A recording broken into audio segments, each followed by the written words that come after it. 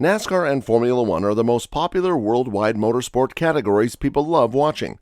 That being said, it is obvious for fans to question which series has the faster cars, or even better, has the fastest pit stops. Is it NASCAR or F1? Keep watching to find out.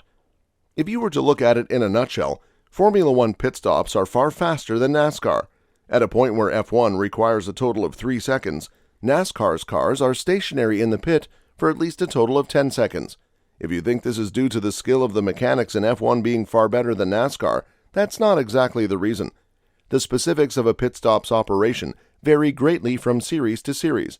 The price, or benefit, of stopping depends on several factors, including whether the rules permit refueling, how many mechanics are permitted to work on the car, and how frequently pit stops occur. So let's dig deep and cut everything down.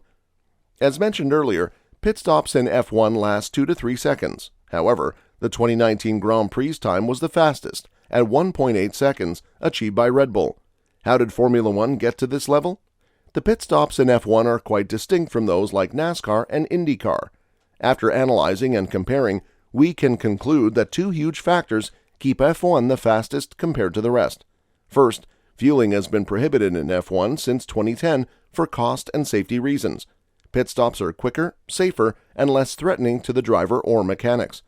Cutting down on fueling saves a lot of time because as a result, the priority during a typical pit stop is to change all 4 tires as rapidly as possible. The second reason, and probably yet another significant reason, is the presence of about 20 mechanics working on a car during a pit stop, which speeds up the process of changing tires. Imagine 20 people working together to change 4 tires. If you're wondering why there are 20 people, let us explain. 3 mechanics are assigned to each wheel, 1 with the wheel gun, 1 to remove the tire, and 1 to replace it. As a result, all the wheels are repaired simultaneously, saving crucial time that can significantly affect a driver's track position. Not just that, 2 other mechanics steady the vehicle and jackman for the front and rear axles, and a few others on standby as fire extinguisher operators.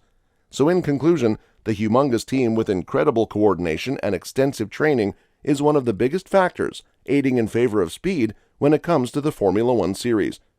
According to the series rules, every driver must stop at least once in each race for a pit stop. Most strategies call for 1 or 2 pit stops, while further pit stops may be necessary due to technical problems, excessive tear, or accident damage. So it becomes important for the team to develop something that helps them do it fast, and, not going to lie, F1 has nailed that aspect perfectly. With the introduction of larger, heavier 18-inch wheels in F1 for 2022, stops slowed marginally, making it more difficult for mechanics to reach ideal speeds.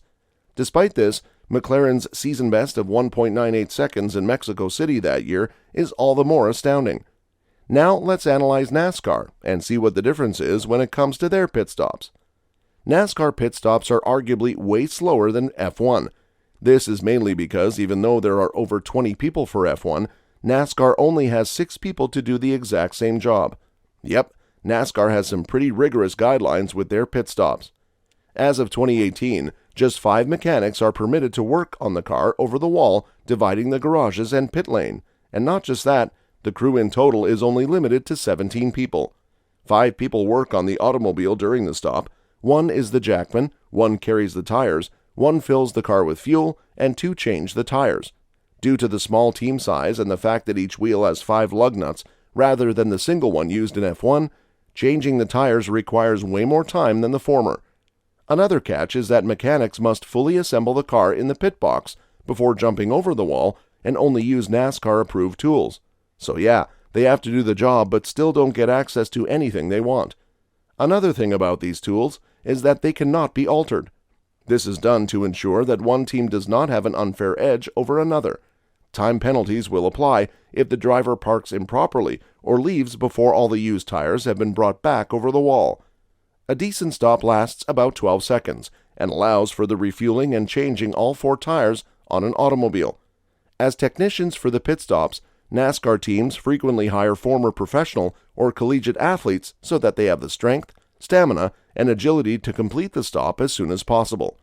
Considering the conditions required, it is necessary that NASCAR teams need not just people who know how to change tires, but with someone physically fit to ensure that the changes happen within a limited amount of time. What's crazy is that the rules of NASCAR do not end here.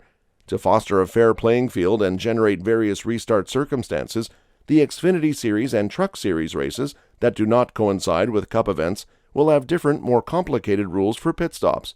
So for the other series, only fuel may be added during a pit stop under the green flag, and there are only 8 crew members total, only 6 of whom are permitted to cross the wall.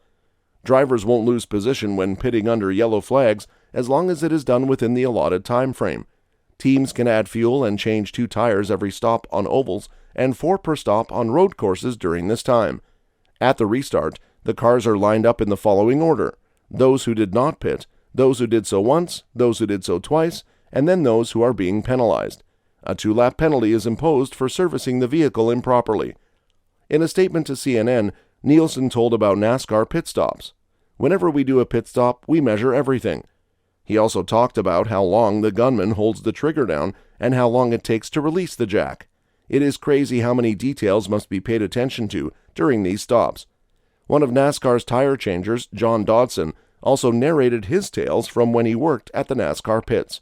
He said his most embarrassing incident occurred at the Southern 500 in Darlington in front of 75,000 spectators, where the crew asked him to change only the left side tires, and he ended up changing sides and doing the right instead.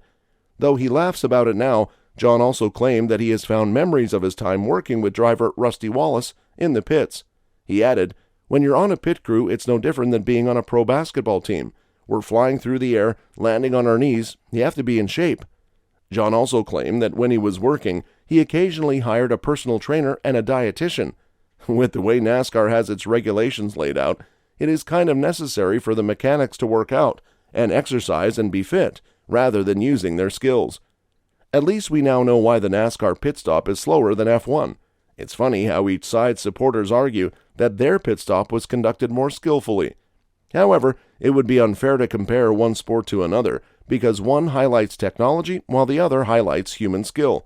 The fastest NASCAR could ever go was 8.96 seconds, which Kyle Busch's pit crew performed at the Kansas Motor Speedway in 2022. There's a minimum of at least a 7-second difference between the two sports. Formula One and NASCAR are generally very different, even if we exclude the pit stop factor. The primary distinction between F1 and NASCAR is that the former is a single-seater more closely resembling the American IndyCar series, and the latter features stock car racing. And therein lies yet another significant, some may even say drastic, the distinction between the two series: the issue of money. Various studies claim the overall cost of operating a NASCAR team for a 38-race season is about $15 million, or roughly $400,000 per week. So it makes sense why the rulings for both could be different too. Success in any racing category depends on having the fastest car on the track. Still, it also depends on knowing how to utilize that car to its fullest potential with the right strategy to win, or to maximize the potential of the team's rival, which is why pit stops are essential.